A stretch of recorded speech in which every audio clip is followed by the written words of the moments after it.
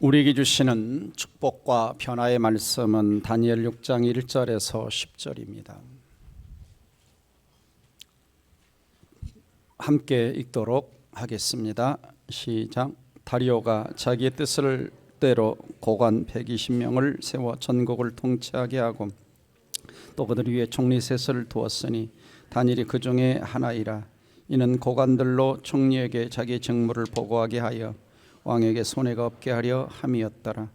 다니엘은 마음이 민첩하여 총리들과 고관들 위에 뛰어남으로 왕이 그를 세워 전국을 다스리게 하고자 한지라.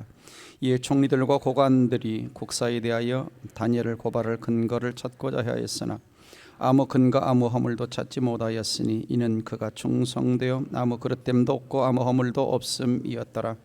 그들이 이르되 다니엘은 그 하나님의 율법에서 근거를 찾지 못하면 그를 고발할 수 없으리라 하고, 이에 총리들과 고관들이 모여 왕에게 나아가서 그에게 말하되 다리오 왕이여 만수무강하옵소서. 나라의 모든 총리와 지사와 총독과 법관과 관원이 의논하고 왕에게 한 법률을 세우며 한 금령을 정하실 것을 구하나이다. 왕이여 그것은 곧 이제부터 30일 동안에 누구든지 왕의 어떤 신에게나 사람에게 무엇을 구하면 사자굴에 던져넣기로 한 것이니이다. 그런즉 왕이 원하건대 금령을 세우시고 그 조세 왕의 도장을 찍어 메대와 바사에 고치지 아니하는 규례를 따라 그것을 다시 고치지 못하게 하옵소서 하매, 이에 다리오 왕이 조세 왕의 도장을 찍어 금령을 내니라. 다니엘이 조서에 왕의 도장이 찍힌 것을 알고도 자기 집에 돌아가서는 윗방에 올라가 예루살렘으로 향한 창문을 열고 전에 하던 대로 하루 3번씩 무릎을 꿇고 기도하며 그의 하나님께 감사하였더라. 아멘. 오늘 말씀의 제목은 나의 일터에서 살아계신 하나님을 만나세요. 나의 일터에서. 일터는 우리 학생들로 말하면 공부하는 곳이고, 또 일터는 주부들로 말하면 자녀들을 양육하는 곳이라고 할 수가 있습니다. 1760년 영국에서 시작된 제1차 산업혁명은 세상을 엄청난 새로운 세상으로 바꾸어 놓았습니다. 농경사회에서 산업사회로 시대가 바뀌면서 세상은 엄청난 변화를 경험하죠. 그리고 2차 산업혁명인 전기 에너지 기반의 대량 생산혁명의 과정을 지나서 3차, 4차 산업혁명의 정보산업혁명, 그리고 지금은 AI 최첨단 시대를 지나고 있습니다. 이번에 우리나라 삼성전자는 갤럭시 24 울트라 핸드폰을 세상에 내놨죠. 이 핸드폰은 인터넷에 연결하지 않아도 13개국어를 AI로, 인공지능으로 즉각 이렇게 통역해주는, 그래서 외국에 나갈 때 외국말을 잘 몰라도 그냥 딱 이것을 번역기를 켜놓으면 그 나라 말로 통화가 될 수 있는 참 엄청난 이런 핸드폰을 내놨습니다. 자, 이처럼 우리의 주변의 삶의 현장은 엄청나게 빠르게 세상은 변화되고 있죠. 많은 사람들이 세상의 변화를 보면서 놀라워합니다. 깜짝깜짝 놀라워하면서도 그 변화의 심각성을 깊이 인식하지 못한 채 그 변화에 적응하지 못하고 따라가지 못하는 것이 수많은 사람들의 현실이기도 합니다. 그래서 우리가 사는 세상은 끊임없이 생성과 소멸, 생존과 번영, 쇠퇴와 성장이라고 하는 속에서 살아남느냐 아니면 사라지느냐를 반복하고 있는 것입니다. 역사와 주관자이신 우리 하나님께서는 하나님 백성들이, 크리스찬들이 이 땅에서 뒤떨어진 인생이 아니라, 끌려가는 인생이 아니라 역사의 선구자로서, 역사의 개척자로서, 역사의 창조적인 주인공으로서 살아가기를 원하십니다. 앞서가기를 원하시죠. 그래서 하나님은 하나님 백성들이 이 땅에서 생육하고 번성하여 생존이 아니라 생존에서 번영으로, 번영에서 축복의 통로로 우리 하나님은 살아가기를 원하십니다. 그러기서 가장 중요한 것 중에 하나가 뭐냐? 우리의 삶의 현장에서, 우리의 일터 현장에서, 우리의 모든 삶의 영역 속에서 내가 살아계신 하나님을 만나고 또 세상 안 믿는 세상 사람들에게 하나님의 살아계심을 보여주며 살아가야 하는 것이 매우 중요한 것이라고 할 수가 있습니다. 그래서 우리의 일터는 곧 어떤 곳이냐? 일터는 살아계신 하나님을 만나는 장소요. 우리 학생들이 공부하는 그곳이 하나님을 만나는 장소고, 부모가 자녀를 양육하는 그 가정 현장이 살아계신 하나님을 만나는 장소고, 그리고 세상 안 믿는 사람들에게는 그 일터가 하나님을 보여주는, 하나님이 살아계시다라고 하는 걸 보여주는 장소라고 할 수가 있습니다. 그렇다면 우리가 어떻게 우리의 일터에서 하나님을 경험하고 하나님을 보여주는 삶을 살아갈 수 있을까? 첫째는 우리 일터에서 하나님을 CEO로 모시고, CEO라고 하는 것은 최고 경영자로, 좀 더 다른 말로 하면 하나님을 우리의 왕으로, 우리 하나님을 우리의 주인으로 모시고 살아갈 때 우리는 세상 사람들에게 하나님의 살아계심을 보여줄 수 있습니다. 자, 다니엘 1장 8절 같이 읽어봅니다. 시작. 다니엘은 뜻을 정하여 왕의 음식과 그가 마시는 포도주로 자기를 더럽히지 아니하리라 하고, 자기를 더럽히지 아니하도록 환관장에게 고하니. 자, 이 구절을 잘 들여다보면은 뭐가 들어있느냐? 자기는 왕이 마시는 포도주와 음식 가지고 나를 더럽히지 않겠다. 누구를 위해서? 누구를 위해서? 하나님을 위해서. 그냥 이 구절 속에 뭐가 들어있느냐? 세상 왕이 자기의 왕이 아니고, 세상 왕이 자기의 CEO가 아니고, 하나님이 나의 CEO다. 하나님이 나의 회장님이다. 하나님이 나의 주인이시다. 하나님이 나의 왕이라는 고백이 이 구절 속에 들어있는 것입니다. 자, 다니엘 2장 37절 38절도 보시면 최고 권력자 바벨론 왕 느부갓네살 앞에서 이렇게 말합니다. 왕이여, 왕은 여러 왕들 중에 왕이십니다. 그렇지만 하늘의 하나님이 나라와 권세와 능력과 영광을 왕에게 주셨습니다. 왕권 주신 분이 누구냐? 영광 주신 분이 누구냐? 하나님이십니다. 사람들, 들짐승, 공중새 어느 곳에 있는 것을 막론하고 그것들을 왕의 손에 넘겨주신 분, 그것을 통치하도록 해주신 분도 하나님이십니다. 자, 여러분, 이게 쉬운 말인가요? 지금 세상 최고 권력자 앞에서 당신 위에 계신 분이 하나님이십니다. 당신에게 권력을 주신 분도, 당신에게 통치력을 주신 분도 누구냐? 하나님이심을 이야기하고 있죠. 또 다니엘 5장 23절에서도 보시면은, 끝에 보시면 도리어 왕의 호흡을 주장하시고 왕의 모든 길을 작정하시는 하나님께는 영광을 돌리지 않았다. 지금 벨사살 왕에게 이야기하는 겁니다. 정권이 바뀌고 벨사살 왕이 성전의 기명들을 가지고 우상 숭배하고 술 먹고 하니까 왕을 어떤 면에서 왕 앞에 책망하는 거예요. 왕 앞에 경고하는 겁니다. 왕의 호흡마저도 하나님께 있고 왕의 모든 길을 작정하는 것도 하나님께 있습니다. 그러니까 진정한 이 온 우주의 왕은 당신이 아니고 하나님이십니다. 여러분, 함부로 왕 앞에서 이런 말 했다가는 뭐 하죠? 아니, 나 외에 왕이 또 누가 있어? 목이 달아날 수 있는데 당당하게 하나님이 왕임을, 하나님 온 땅의 주인임을, 하나님이 내 일터와 삶의 진정한 CEO임을 선포하고 있는 것입니다. 대단하죠? 대단하죠. 다니엘에게서 일터에서 진정한 CEO는 누구냐? 하나님이셨습니다. 하나님이셨어요. 그래서 다니엘은 아침에 딱 출근합니다. 직장에 출근해요.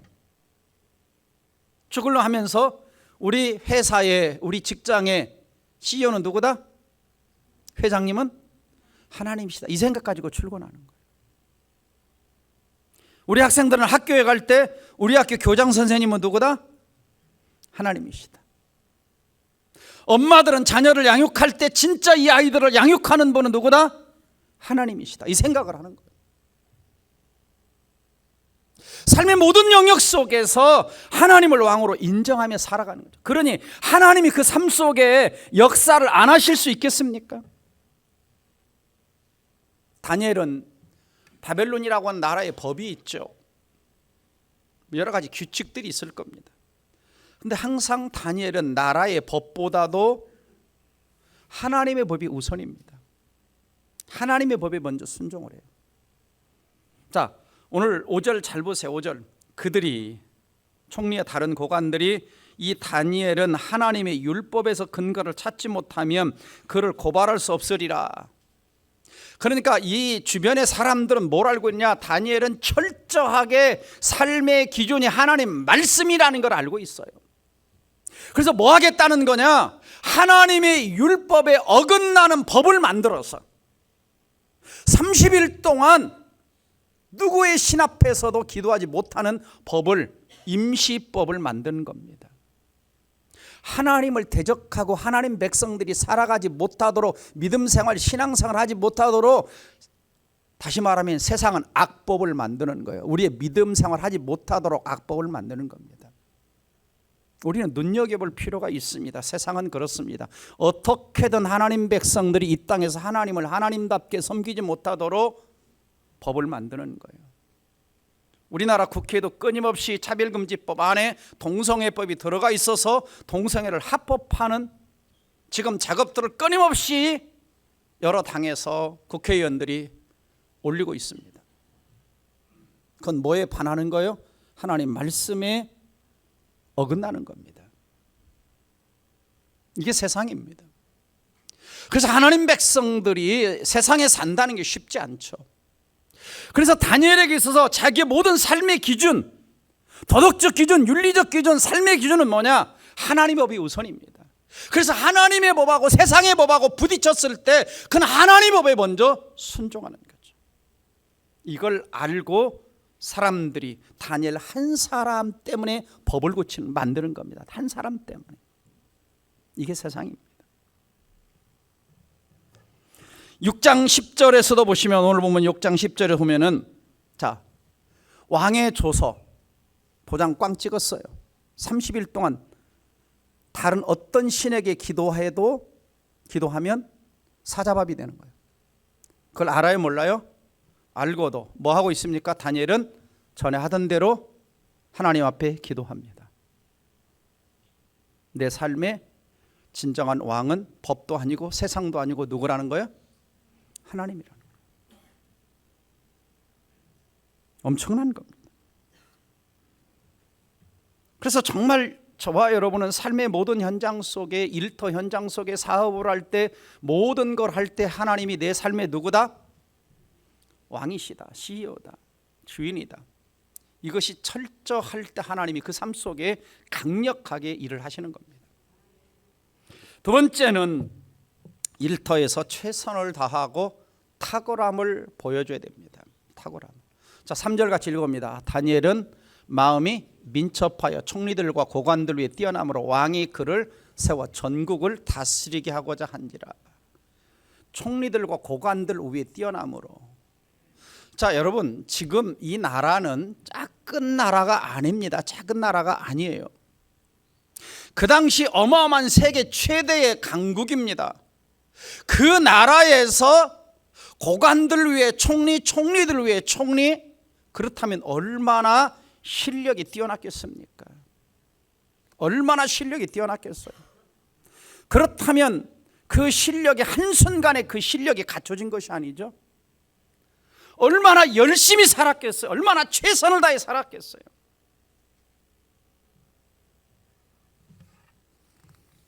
그래서 4절 보시면 총리들과 고관들이 국사에 대하여 다니엘을 고발할 근거를 찾았으나 아무 근거, 아무 허물도 찾지 못했다. 국사에 대하여. 그러니까 모든 국사에 대해 꿰뚫고 있었던 거예요. 왜냐하면 이때 이 나라는 제광국이었기 때문에 그냥 나라 안만 다스리는 것이 아니에요. 정복한 나라들까지 어떻게 통치해야 될지, 어떻게 다스려야 될지. 그래서 2절 보면은 뭐라고 얘기하고 있냐면 2절 끝에 왕에게 손해가 없게 하기 위하여, 왕에게 손해가 없게 하여, 국가에 손해가 없도록, 국고에 손해가 없도록, 세금에 손해가 없도록. 이걸 누가 관장하냐? 다니엘이 관장하는 거예요. 정치, 경제, 사회, 문화, 모든 정복자의 나라까지 꿰고 있는 겁니다. 탁월한 거죠. 얼마나 열심히 공부했겠습니까? 얼마나 열심히 배웠겠습니까? 얼마나 열심히 일했겠습니까? 그리고 뭐가 있었냐? 3절 다시 보세요. 다니엘은 마음이 뭐 했다 그랬어요? 민첩했다 그랬어요. 다니엘은 마음이 민첩했다 그랬어요. 그래서 이것을 어떤 영어 성경에서 뭐라고 표현하냐? 엑셀런트 스피릿이라고 합니다. 엑셀런트 스피릿. 뛰어난 스피릿, 뛰어난 정신, 뛰어난 영, 누구도 따라올 수 없는 영을 소유하고 있었다. 이것을 어떤 학자는 성령이 충만했다 그럽니다. 무슨 말이냐? 하나님이 다니엘에게는 누구도 따라올 수 없는 지혜를 주신 거예요. 삶의 통찰력을 주신 거예요. 일할 수 있는 능력을 주신 거예요.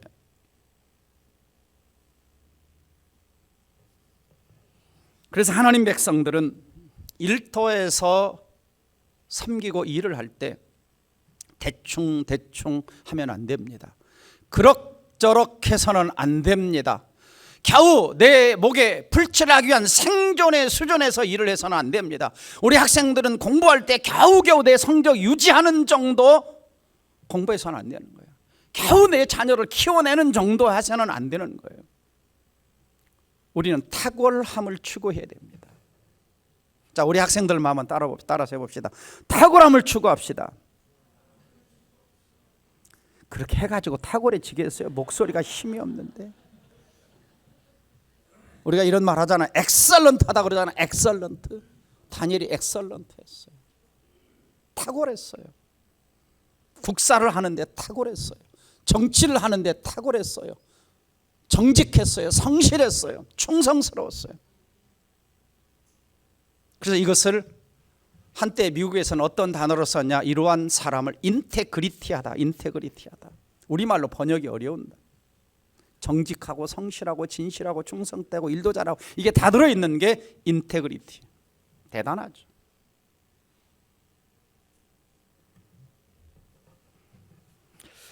더군다나 다니엘이 일하는 일터 현장은 좋은 현장이 아닙니다. 사람들이 막 도와주는 게 아니에요. 일 잘합니다 하고 막 응원하는 현장이 아니에요. 다시 4절 보면 총리들과 고관들이 국사에 대해 다니엘을 고발할 근거, 허물을 찾았다. 하여간 뭐 잘못할 게 있나 찾아내. 근데 없었다 그랬어. 얼마나 자기 관리를 잘했는지 몰라요. 제가 이번에 청소년들과 제주도 비전 여행을 하면서 아이들이 그랬어요. 국회의원 나갈 사람, 정치 나갈 사람은 스펙 관리, 자기 관리를 철저하게 잘해. 나중에 청문회 나갈 때 안 걸린다. 다니엘은 청문회 나가는데 걸릴 게 없는 거예요. 청문회는 걸릴 게 없는 거예요. 얼마나 자기 관리가 철저했습니까? 자기 관리뿐만 아니라 일도 탁월한 거예요.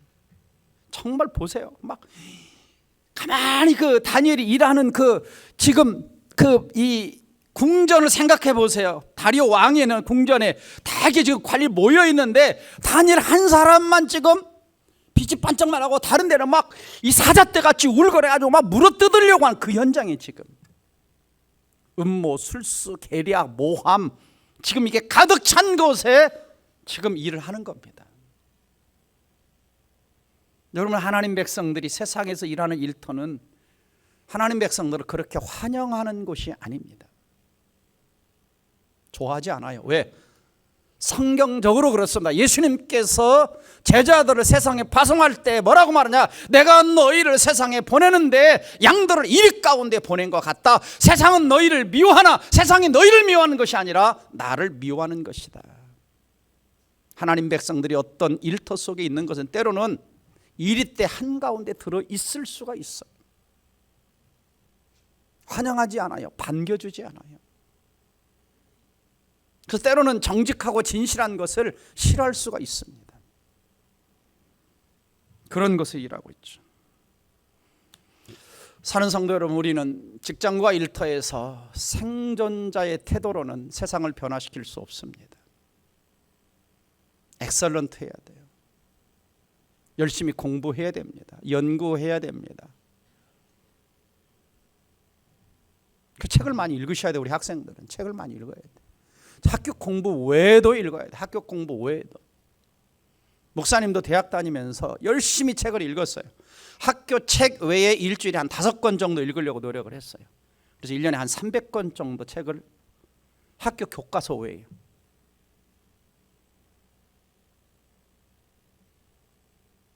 열심히 책을 읽어내는 거죠. 그래서 어린이 사역에 특별히 관심이 많았기 때문에 이 부분에 탁월해야 된다 내가. 그래서 서울 장안에 하는 모든 어린이 사역 관련 세미나는 돈 들여서 다 가서 듣고, 그래서 강의하면 그 녹음해가지고 와서 또 딕테이션 받아쓰기도 하고, 그것을 가지고 또 도서관에서 강의안 만들어보고, 그걸 주일날 가서 가르쳐보고 준비하는 것이죠. 아마 다니엘이 그랬을 것 같아요. 밤을 새워가며 연구했을 것이고. 그러니까 빈틈이 없었죠. 그래서 우리 학생들은 대충 공부해서는 안 됩니다. 대충 목숨 걸고 해야 돼요. 로버트 벨라는 마음의 습관이라는 책에서 사람들이 일하는 세 가지 태도를 이렇게 얘기합니다. 첫째는 직업으로 생각하는, 그래서 일터는 돈 버는 것이다, 생계수단이다. 그 다음에 또 한 가지의 태도는 일터는 성공을 위한 발판으로 경력 쌓기다. 그런데 진정한 크리스찬들은 일터는 하나님의 뜻을 이루어드리는 소명의 장소라는 것이죠. 하나님의 백성은 단지 직장이 일터가 돈 버는 것이 아닌 내 경력을 쌓아서 한 단계 한 단계 승진하는 것만이 목적이 아닌 그곳에서 하나님이 원하시는 뜻을 이루어드리고 그것을 하나님이 원하시는 삶을 살아내는 것이 일터입니다. 엄마들은 자녀를 양육할 때 소명자로 자녀를 양육해야 됩니다. 이 아이를 세상에 살아남기 위한 자로 양육하는 것이 아니라 이 아이를 세상의 하나님 백성으로 살아남도록 양육을 해야 되는 것이죠. 그것이 어머니의 소명이고, 학생들은 최선을 다해 공부해서 내 공부를 통해서 하나님이 살아계시다, 하나님이 지혜를 주신다라고 하는 것을 보여주는 것이 우리의 사명입니다.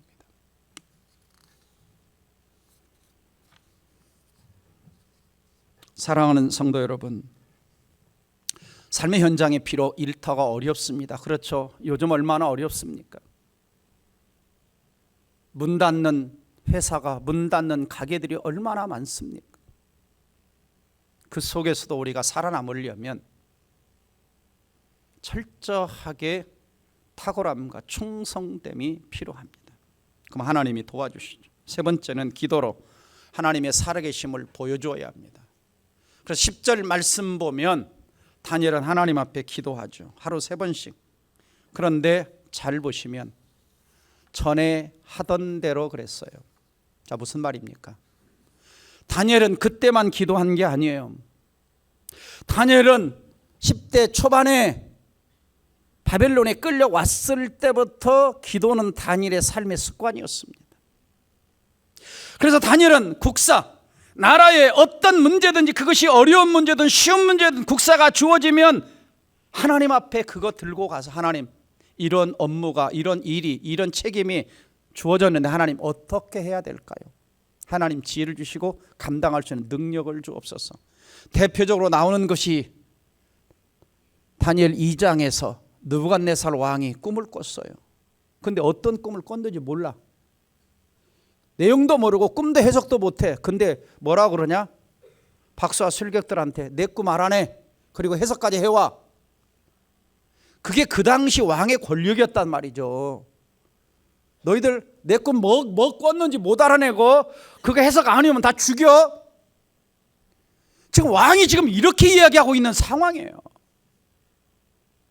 근데 그런 왕 앞에 가서 왕보다 높은 분이 하나님이다 했으니 대단하잖아요. 그래서 도대체 말도 안 되는 꿈도 안 가르쳐 주고. 여러분, 제가 어젯밤 무슨 꿈 꿨는지 아세요? 그걸 알아맞추라는 거예요. 알아맞추라는 거예요. 근데 해석까지 해오래. 근데 다니엘은 뭐 하죠? 그 문제 가지고 누구 앞에 가요? 하나님 앞에 가요. 하나님, 다니엘의 세 친구와 함께 기도하는 거. 하나님, 나뿐만 아니라 저 박사 술객들 다 목 달아나게 생겼는데 살려주세요. 그 꿈은 가르쳐 주세요. 꿈 해석해 주세요. 하나님이 다 가르쳐 주시죠. 뭐로 해결해요? 기도로. 기도로 문제를 해결하고 기도로 하나님의 살아계심을 사람들에게 보여주는 겁니다. 여러분은 회사에서 자녀를 양육하다가 공부하다가 어려우면 어떻게 해결하십니까?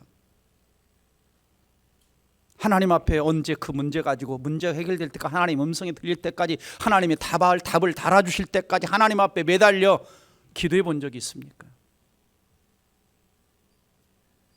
다니엘은 기도로 하나님의 살아계심을 보여줬어요. 그래서 다니엘의 기도는 어떤 특징을 가지고 있냐? 세 가지 특징을 가지고 있어요. 첫 번째는 목숨 건 기도를 합니다. 왜요? 지금 기도하면 사자밥이 되는 거예요. 목숨 걸고 생명 논에 내놓고 기도하는 거예요. 두 번째는 그가 기도하니까 하나님이 천사를 보냅니다. 그리고 사자들의 입을 막아버려요. 무슨 말입니까? 하나님 백성들이 기도하면 하나님 보좌가 움직이고 영계가 움직이며 천사를 파송하고 난리 나는 거예요. 여러분, 우리의 기도가 얼마나 파워풀한지 아십니까? 영계가 움직인다고요. 영계가, 천사들이 움직인다고요. 사자 입을 막아버린다고요. 자연의 섭리를 뛰어넘는다고요. 그래서 하나님이 살아계시다는 걸 보여주는 거예요. 사자 굴 속에 떨어졌는데 안 죽었네, 안 먹혔네. 왜? 사자 입을 막아버리고 놀고 있는 거예요, 사자랑. 그리고 미래의 성공과 형통과 축복을 보여주는 기도를 한 거예요. 그래서 28절 보시면 이 다니엘이 다리오 왕 시대와 바사 사람 고레스 왕의 시대에 형통했다. 그래서 형통했다. 기도하니까 하나님을 1번으로 모시니까 하나님이 다니엘을 1등 인생으로, 넘버원 인생으로 그를 세워주신 것입니다. 따라서 한번 해볼까요? 기도에 승리해야 다른 것에도 승리한다. 예. 기도에 승리해야 파워포인트가 왜 안 나와요? 예. 다시 한번 시작. 기도에 승리해야 다른 것에도 승리한다. 그렇죠. 기도에 실패하면 다른 것에 실패합니다. 기도해야 하나님이 일하시는 게 보여지고, 기도 안 하고 뭔가 잘 됐어요.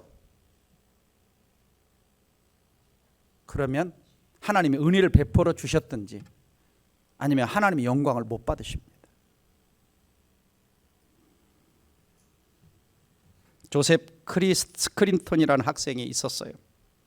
영국 트리니티 대학의 믿음 좋은 학생이었는데 어느 날 한 자매를 만나 사랑에 빠졌대요.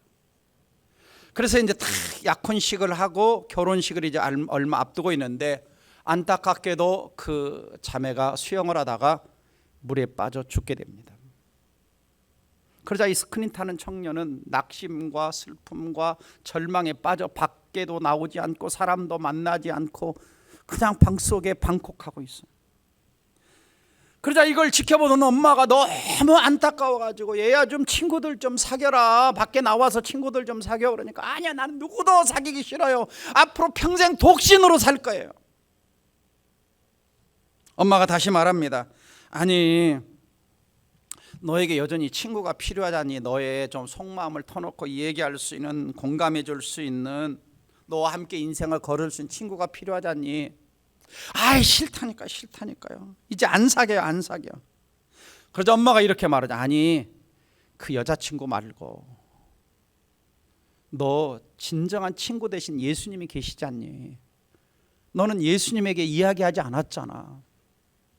그 이야기를 듣자 번쩍 이 스크린턴하는 청년이 내가 하나님을 잊고 있었구나. 내 진정한 친구가 되시는 예수님을 잊고 있었구나. 그리고는 일어나서 펜을 들고 시를 쓰기 시작합니다. 그 시가 바로 죄짐 맡은 우리 구주예요. 죄짐 맡은 우리 구주, 어찌 좋은 친구인지, 걱정 근심 무거운 짐 우리 주께 맡기세. 주께 고함 없는 거로 복을 얻지 못하네. 사람들이 어찌하여 아랠 줄을 모를까. 시험 걱정 모든 괴로움 없는 사람 누군가 부질없이 낙심 말고 기도드려 아뢰세. 이런 진실하신 친구 찾아볼 수 있을까? 우리 약함 아시오니 어찌 아니 아랠까. 이 시가 이렇게 고통 속에서 탄생한 것입니다. 아, 주님이 나의 친구구나. 왜 내가 주님께 아랠 줄 몰랐지? 왜 내가 고통 속에서 침몰하고 빠져 있었지?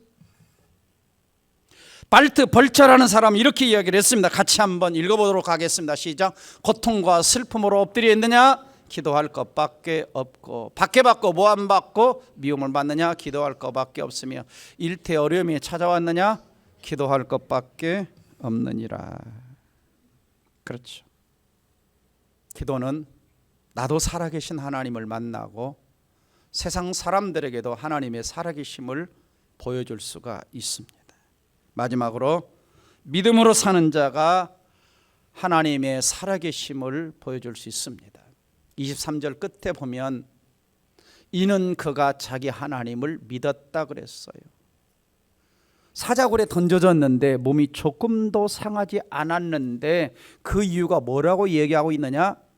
그가 자기 하나님을 믿었다 그럽니다. 하나님이 믿었다. 하나님이 사자굴에 떨어져도 나를 살려줄 것을 믿었다. 내 머리카락 하나 상하지 않도록 나를 지켜줄 것을 믿었다. 사자 입을 막으실 것을 믿었다. 하나님이 여전히 살아계시고 역사하실 걸 믿었다.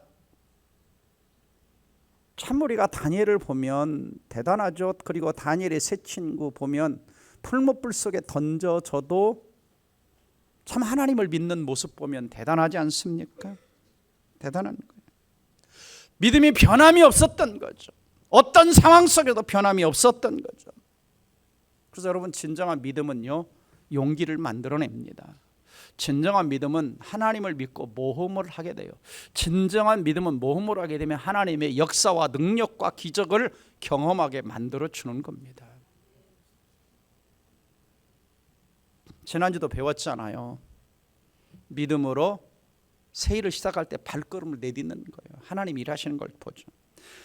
요한일서 5장 4절 같이 한번 읽어보도록 하겠습니다. 시작. 무릇 하나님께로부터 난 자마다 세상을 이기느니라. 세상을 이기는 승리는 이것이니 우리의 뭐다? 믿음이다.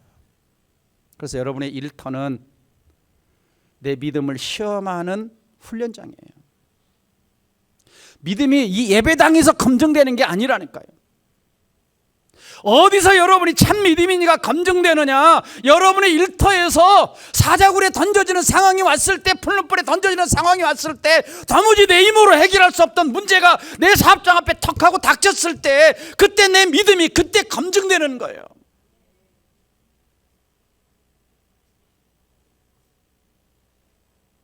공부하다가 안 되면 포기하는 것이 아니라 믿음으로 하나님 어떻게 할까요? 기도하기 시작하는 거죠. 믿음으로 부딪히기 시작하는 거죠.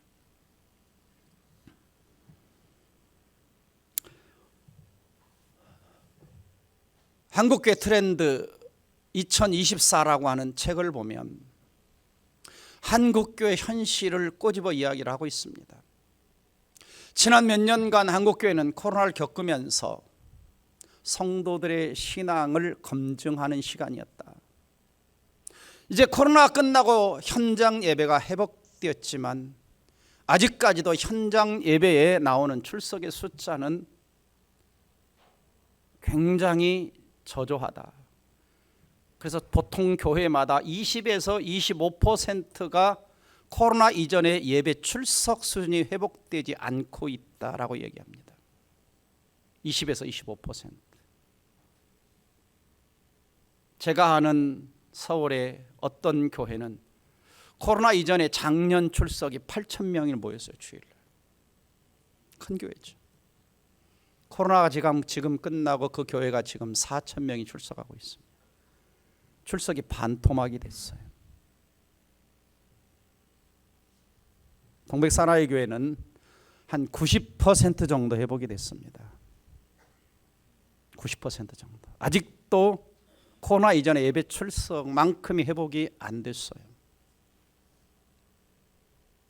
우리의 공동체적인 믿음이 사라졌다는 것입니다. 그리고 우리의 믿음이 나 홀로 믿음이 되었고, 우리의 믿음이 개인주의 믿음이 되었고, 우리의 믿음이 자기 중심적 믿음으로 변질됐다라고 평가를 하고 있습니다. 공동체에 들어와서 함께 부딪히며 함께 고민하며 함께 동고동락하며 함께 어려움을 함께 짊어지며 모이기를 힘써야 되는데 나 홀로 영상 앞에 앉아 있는 사람들이 되어버렸어요. 누가 고난을 당하든지 누가 아파하든지 누가 힘들어하든지 청소년 수련을 가든지 아무 상관이 없는.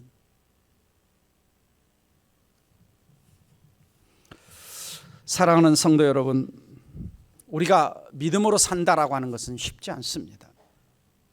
그것도 일터에서. 여러분 생각해 보세요. 다니엘이 믿음을 지켰어요. 다니엘이 기도를 했어요. 그 결과가 뭐였습니까? 1차적인 결과는 사자굴에 던져졌어요. 1차적인 결과는 사자굴에 던져졌어요. 사람들이 거봐라 그랬을 것입니다. 그러나 믿음은 끝까지 가봐야 되는 거죠.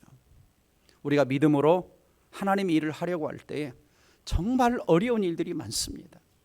직장에서 믿음 하나 지켜내는 게 너만 예수쟁이냐? 제가 아직도 기억이 나요. 살아계 섬길 때 그 BBB 그 대표했던 그 집사님이 자기 직장 상사가 꼭 그냥 회식만 있으면 자기를 데리고 간대. 직장 상사가. 그럼 꼭 어디를 가냐? 룸살롱을 간대. 근데 항상 자기는 음료수만 마시는 거야. 술 따라주면 안 먹는 거야. 어느 날 그러더래요.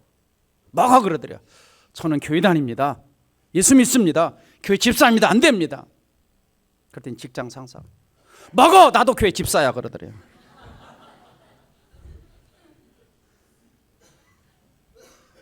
깜짝 놀랐대요. 그분이 집사인지 몰랐대요. 한 번도 얘기 안 하고 맨날 술집으로 회식만 있으면 술집 데리고 와가지고. 그래서 크리스찬들이 참 신앙 지켜내기가 쉽지 않습니다. 말씀을 정리합니다. 하나님은 다니엘을 어떻게 대해 주셨을까? 같이 한번 28절 다시 봅니다. 시작. 이 다니엘이 다리오 왕의 시대와 바사 사람 고레스 왕의 시대에 형통하였더라. 끝까지 가봐야 됩니다. 믿음으로 기도로 나아갈 때 한순간 어려울 수 있지만 누가 보고 계셔요? 하나님이 보고 계십니다. 그리고 하나님이 책임져 주십니다. 여러분, 우리의 일터가 단순히 생존인가, 내 회사만 잘 되기를 원하는 수준인가, 아니면 내 회사를 통해서 하나님의 영광을 드러내고 내 일터를 통해서 축복의 통로가 되기를 원하는가? 다시 한번 오늘 말씀을 듣고 우리의 삶의 현장 속에서 생존을 넘어 번영으로, 번영을 넘어 축복의 통로가 되기를 주의 이름으로 축원합니다. 기도하겠습니다. 사랑하는 성도 여러분, 우리는 생존만 해서는 세상을 바꿀 수 없습니다. 나 하나 믿음 지키는 정도에서 끝나면 세상에 영향력을 미칠 수가 없어요. 우리는 생존을 넘어 번영으로, 번영을 넘어 축복의 통로가 되어야 됩니다. 그러기 위해서는 탁월함이 있어야 되고 민첩함이 있어야 되고 내 힘으로 한계가 있으니 기도와 믿음으로 하나님의 도우심을 얻을 때 하나님이 그 현장에 개입하셔서 세상 사람들이 따라올 수 있는 능력을 베푸시고 기적을 베푸시고 은혜를 베풀어 주시는 것입니다. 결단하셔야 됩니다. 나는 대충 신앙생활 하는 사람이 아니라, 대충 공부하는 자가 아니라, 내 공부를 통해, 내 자녀 양육을 통해서, 내 일터를 통해서 하나님의 살아계심을 체험하고 하나님의 살아계심을 보여주는 자가 되게 해달라고 말씀 붙들고 함께 통성으로 기도합니다. 다 같이 기도하겠습니다.